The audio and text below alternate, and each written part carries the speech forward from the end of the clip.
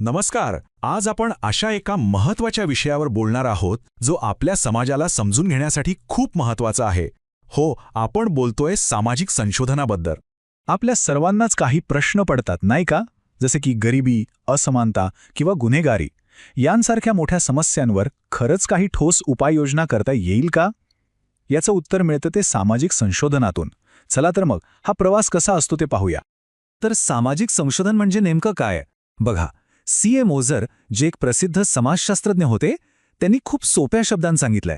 ते म्हणतात की ही एक पद्धतशीर तपासणी आहे. कशासाठी? तर सामाजिक घटना आणि समस्यांबद्दल नवीन माहिती मिळवण्यासाठी. अगदी सोप्या भाषेत सांगायचं तर समाजाचा शास्त्रशुद्ध अभ्यास करणं. पण थांबा, हे फक्त आकडे गोळा करणं नाहीये. याच्या पलीकडे जाऊन माणसाचं वर्तन असं का आहे हे समजून घेणं महत्वाचं आहे. म्हणजे कौटुंबिक हिंसाचार किंवा सामाजिक असमानता यांसारख्या गंभीर समस्यांवर उपाय शोधण्यासाठी एक ठोस आधार देणं हे याचं खरं काम आहे. आणि ही उद्दिष्टे बघितली की लक्षात येतं की सामाजिक संशोधनाचा आवाका किती मोठा आहे. म्हणजे अगदी माणसाचं वर्तन समजून घेण्यापासून ते थेट सामाजिक धोरणांना दिशा देण्यापर्यंत प्रत्येक ठिकाणी याची भूमिका खरंच खूप महत्त्वाची आहे. बरं, तर मग हे संशोधन कसं केलं जातं? कोणताही सामाजिक संशोधक किंवा आपण त्याला अन्वेषक म्हणू, तो एका ठरलेल्या मार्गाने जातो. हा प्रवास 8 पायऱ्यांचा आहे. चला तर मग हा संशोधनाचा रोड मॅप कसा असतो तेच बघूया. तर ह्या आहेत त्या 8 पायऱ्या. अगदी सुरुवातीला विषय निवडण्यापासून ते शेवटी आपले निष्कर्ष सगळ्यांसमोर मांडण्यापर्यंत हा पूर्ण प्रवास यात येतो. आणि एक गोष्ट लक्षात घ्या, यातली प्रत्येक पायरी खूप महत्त्वाची आहे आणि त्या एकमेकांशी जोडलेल्या आहेत. पण एक गोष्ट आहे, ही प्रक्रिया नेहमीच सरळ एका रेषेत नसते. कधीकधी काय होतं, आपण जे गृहीतक मांडलेलं असतं ते चुकीचं ठरतं. मग काय? मग संशोधकाला पुन्हा मागे जावं लागतं, परत सगळा आढावा घ्यावा लागतो. म्हणजे हे एका चक्रासारखं आहे, जिथे सतत काहीतरी नवीन शिकायला मिळतं. आणि यातला सगळ्यात महत्त्वाचा मुद्दा काय हे माहितीये? ह्या प्रक्रियेत मागे जाणं किंवा चुका सुधारणं म्हणजे अपयश नाहीये. उलट तो त्या शोधाचाच एक भाग आहे. प्रत्येक वेळी आपण काहीतरी नवीनच शिकतो. चला तर मग आता या प्रवासाच्या सुरुवातीच्या पण अत्यंत महत्त्वाच्या टप्प्यांकडे जाऊया, कारण इथेच तर कोणत्याही संशोधनाची पायाभरणी होते. एकदा का संशोधनाचा विषय ठरला की सगळ्यात पहिलं काम काय असतं, तर त्या विषयावर आधीच काय काय काम झालंय याचा अभ्यास करणं. यालाच साहित्याचा आढावा म्हणतात. असं का करायचं? कारण त्यामुळे आपण आधीच झालेल्या कामाची पुनरावृत्ती करत नाही आणि आपल्याला संशोधनासाठी एक नवीन, वेगळा दृष्टिकोन मिळतो. या अभ्यासानंतर पुढची पायरी येते गृहीतक मानण्याची. यालाच आपण हायपोथिसिस म्हणतो.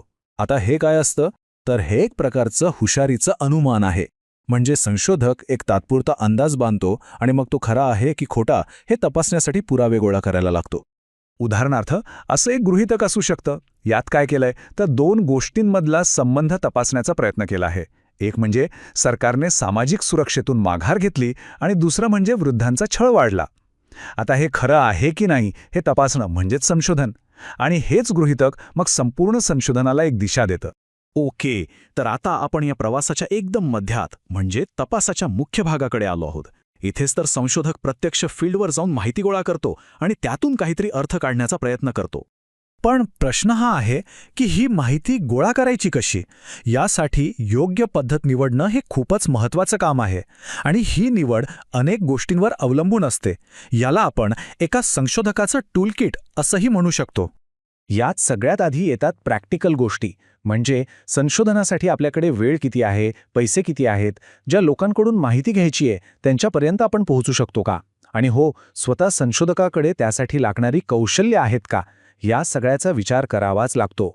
आणि या प्रॅक्टिकल गोष्टींइतकेच महत्त्वाचे आहेत नैतिक घटक. म्हणजे आपण ज्या लोकांकडून माहिती घेणार आहोत त्यांची परवानगी घेणं, त्यांची माहिती गुप्त ठेवणं आणि सगळ्यात महत्त्वाचं त्यांना कोणत्याही प्रकारचा त्रास होणार नाही याची काळजी घेणं ही संशोधकाची सर्वात मोठी जबाबदारी असते. आणि मग येतात काही सैद्धांतिक विचार. म्हणजे संशोधक आकड्यांवर म्हणजे संख्यात्मक डेटावर लक्ष केंद्रित करणार आहे की लोकांच्या अनुभवांवर म्हणजे गुणात्मक डेटावर? आपण जी माहिती मिळवली आहे ती किती खरी आणि विश्वासार्ह आहे? हे सगळे प्रश्न संशोधन पद्धत निवडायला मदत करतात. या सगळ्या विचारांनंतरच मग संशोधक ठरवतो की कोणती पद्धत वापरायची. जसं की प्रत्यक्ष निरीक्षण करणं, लोकांच्या मुलाखती घेणं किंवा त्यांना प्रश्नावली भरायला देणं. अशा अनेक पद्धतींमधून योग्य पद्धत निवडली जाते. बर, आता माहिती गोळा झाली. पुढे काय? तर त्या माहितीचं विश्लेषण केलं जातं. यात कोडिंग, एडिटिंग, टॅब्युलेशन अशा प्रक्रिया येतात. या सगळ्यामुळे काय होतं, तर जी विस्कळीत माहिती असते तिला एका व्यवस्थित रचनेत मांडता येतं. आणि आता आपण येतो शेवटच्या पण तितक्याच महत्वाच्या पायरीवर. इतकी सगळी मेहनत करून जे काही निष्कर्ष हाती आले आहेत, जे ज्ञान मिळालं आहे, ते जगासमोर मांडणं. यासाठी एक संशोधन अहवाल लिहिला जातो, ज्याची एक ठरलेली रचना असते. यात संशोधनाची सगळी कहाणी सांगितली जाते. म्हणजे प्रश्न काय होता, आपण काय केलं, काय सापडलं आणि या सगळ्याचा अर्थ काय, हे सगळं त्यात स्पष्ट केलेलं असतं. आणि हेच ज्ञान मग पुढे समाजाच्या उपयोगी पडतं. तर असा असतो सामाजिक संशोधनाचा हा संपूर्ण प्रवास.